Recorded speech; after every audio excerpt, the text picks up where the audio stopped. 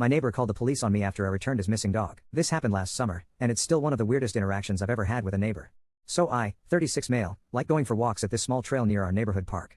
It's got a little wooded area, some dirt paths, nothing fancy, just quiet. One afternoon I'm walking through the trees when I hear rustling in the bushes. Then I hear panting.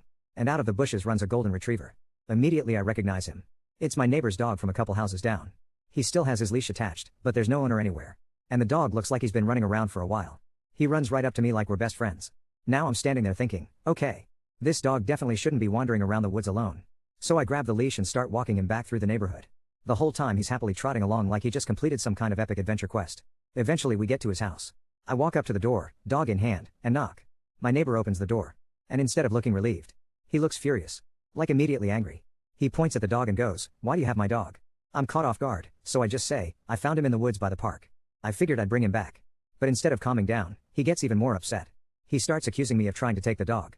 I'm standing there holding the leash like, "Dude, I literally walked him to your front door." Then he pulls out his phone and says he's calling the police. At this point I'm mostly just confused. But a few minutes later, a police officer actually shows up. The officer asks what's going on, and my neighbor immediately launches into this story about how I showed up with his dog. The officer listens for a minute, then kneels down next to the dog and checks the collar. Then he asks the neighbor something simple, "Is your dog microchipped?" The neighbor says yes. So the officer pulls out a small scanner and runs it over the dog's neck. Beep. Chip detected. And that's when the officer explains something interesting. He says a lot of owners don't realize that microchips only work if the contact information is registered on the database and kept updated. Otherwise the chip doesn't help anyone identify the current owner. Then he checks the database connected to the chip. And pauses. Then he looks up at my neighbor. "Sir, this microchip is still registered to the breeder. Apparently it had never been updated after the dog was adopted." The officer explains that this happens more often than people think, and that about 1 in 3 pets will get lost at some point in their lives, which is why shelters push microchipping and proper registration so heavily. Then he adds one more thing that makes the entire situation awkwardly quiet. He says, "You're lucky your neighbor here was kind enough to bring your dog back to you. Otherwise, if he had gotten lost somewhere else, he most likely would have been returned to the original breeder instead of you anyway." My neighbor suddenly goes from angry to very quiet. He mutters a quick apology, takes the leash, and thanks the officer. But the story doesn't quite end there. 2 days later, there's a post in our neighborhood group chat. It's him.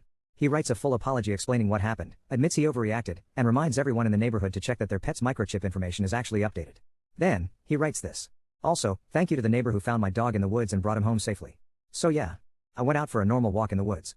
And somehow ended up teaching my neighbor the proper way to officially claim his own dog. Thank you for listening to this Britt-O-Verse Smart Short. How did you like this story? Remember, our pets rely on us to keep them safe. Make sure all of their information is up to date, and ask your local shelter and/or veterinarian what more you can do to keep your pets safe and healthy. Also, please like and subscribe to Britt-O-Verse Smart Shorts so we can continue to bring you more fun and interesting content. See you soon!